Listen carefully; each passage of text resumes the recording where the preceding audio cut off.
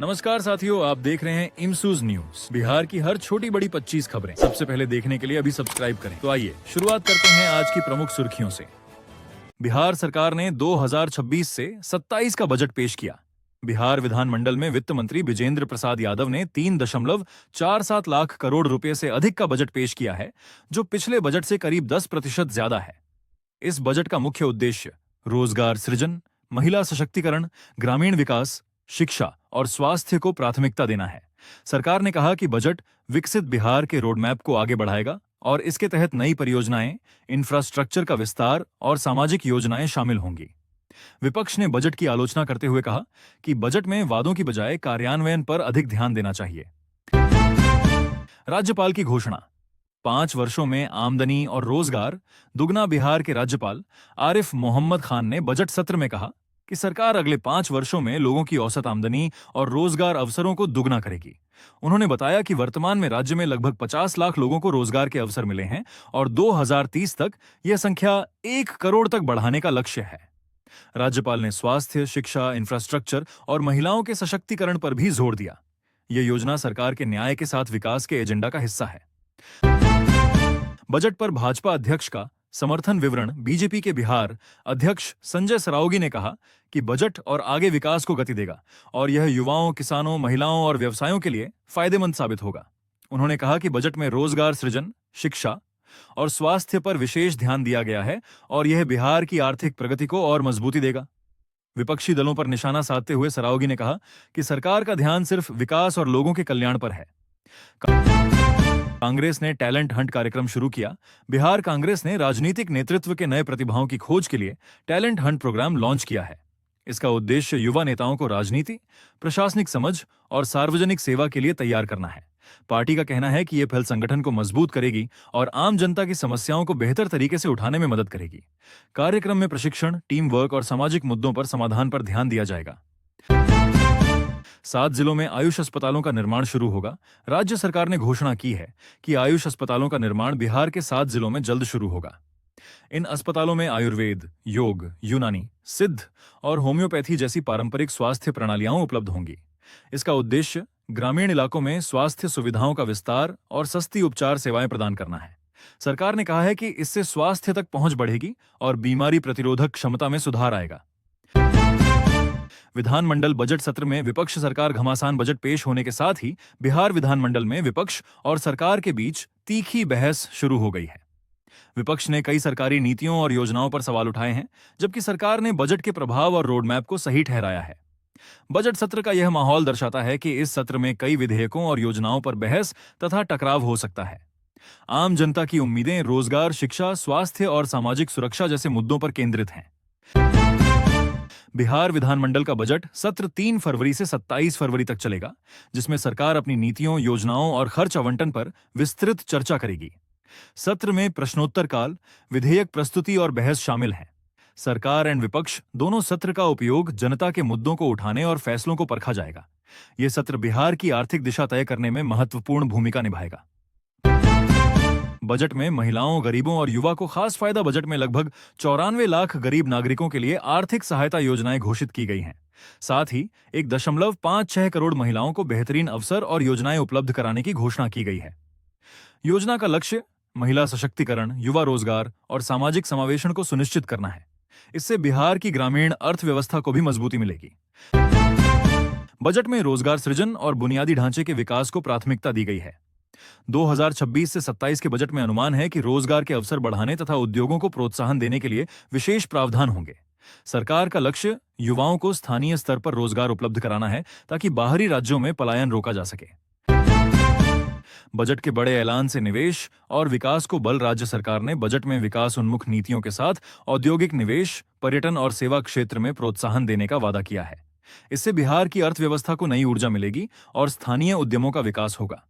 सरकार का मानना है कि बजट में शामिल योजनाएं दीर्घकालिक विकास को बढ़ावा देंगी और युवाओं को अधिक अवसर उपलब्ध कराएंगी।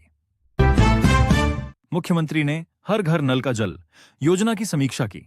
मुख्यमंत्री नीतीश कुमार ने ग्रामीण विकास विभाग के साथ बैठक कर हर घर नल का जल योजना की प्रगति की समीक्षा की। बैठक में बताया गया कि कई जिलों में पाइपलाइन बिछाने का कार्य अंतिम चरण में है, जबकि कुछ इलाकों में तकनीकी कारणों से देरी हुई है। मुख्यमंत्री ने अधिकारियों को निर्देश दिया कि मार्च 2026 तक 100% घरों तक शुद्ध पेयजल पहुंचाने का लक्ष्य हर हाल में पूरा किया जाए। उन्होंने गुणवत्ता जांच और पानी की नियमित टेस्टिंग पर विशेष जोर दिया। सरकार का कहना है कि इस योजना से ग्रामीण क्षेत्रों में जल जनित बीमारियों में कमी आएगी और महिलाओं को पानी लाने की परेशानी से राहत मिलेगी।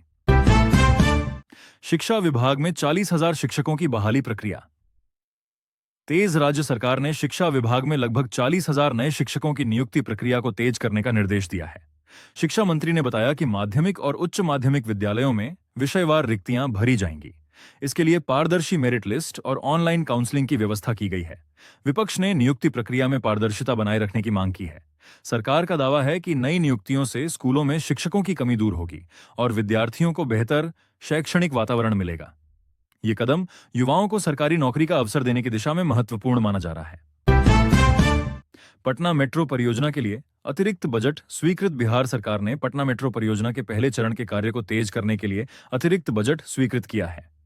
शहरी विकास विभाग के अनुसार मेट्रो का निर्माण कार्य निर्धारित समय सीमा के भीतर पूरा करने का लक्ष्य है। सरकार का कहना है कि मेट्रो सेवा शुरू होने से ट्रैफिक जाम की समस्या कम होगी और राजधानी में आवागमन सुगम बनेगा।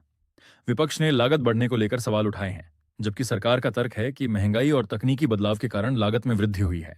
परियोजना को बिहार के शहरी विकास की दिशा में बड़ा कदम माना जा रहा है। किसानों के लिए डीजल सब्सिडी योजना का विस्तार। कृषि विभाग ने रबी फसल के मद्देनजर किसानों के लिए डीजल सब्सिडी योजना को जारी रखने की घोषणा की है। इस योजना के तहत सिंचाई के लिए डीजल पर आंशिक अनुदान दिया जाएगा। सरकार का कहना है कि कम वर्षा वाले क्षेत्रों में यह राहत किसानों को फसल बचाने में मदद करेगी। आवेदन प्रक्रिया ऑनलाइन रखी गई है ताकि पारदर्शिता बनी रहे। विपक्ष ने कहा कि सब्सिडी राशि समय पर किसानों तक पहुंचे, इसकी निगरानी होनी चाहिए। इस योजना से छोटे और सीमांत किसानों को विशेष लाभ मिलने की उम्मीद है। महिला स्वयं सहायता समूहों को 500 करोड़ का ऋण वितरण। ग्रामीण आजीविका मिशन के तहत महिला स्वयं सहायता समूहों को लगभग 500 करोड़ रुपए का बैंक ऋण वितरण शुरू किया गया है। सरकार का उद्देश्य महिलाओं को स्वरोजगार और छोटे व्यवसाय के लिए प्रोत्साहित करना है।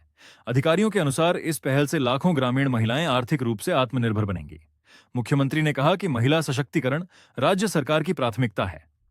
विपक्ष ने मांग की है कि ऋण वितरण की निगरानी और प्रशिक्षण व्यवस्था मजबूत की जाए ताकि महिलाएं सफल उद्यमी बन सकें।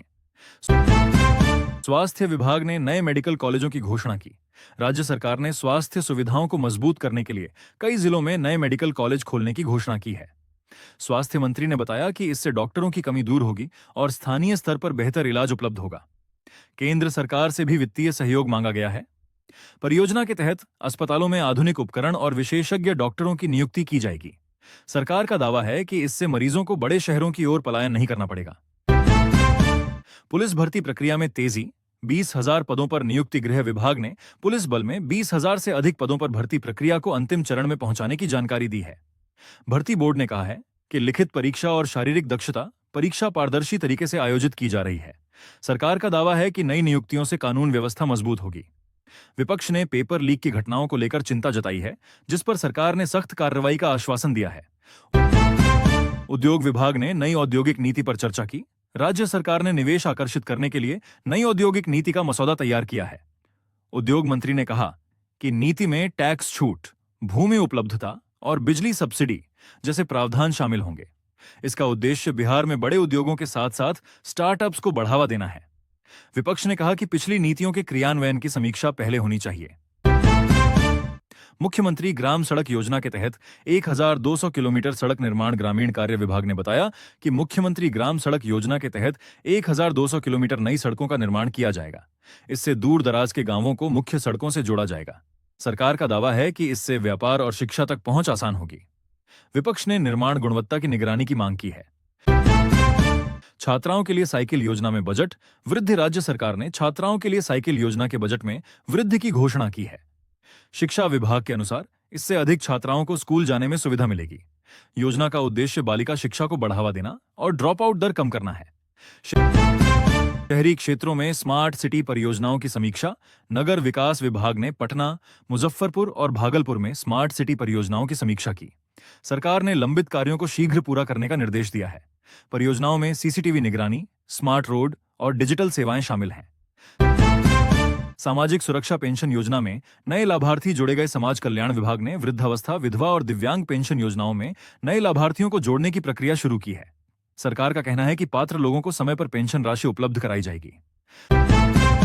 राशन कार्ड सत्यापन अभियान तेज। खाद्य एवं उपभोक्ता संरक्षण विभाग ने फर्जी लाभार्थियों की पहचान के लिए राशन कार्ड सत्यापन अभियान तेज किया है। सरकार का कहना है कि इससे वास्तविक गरीबों को योजना का लाभ मिलेगा।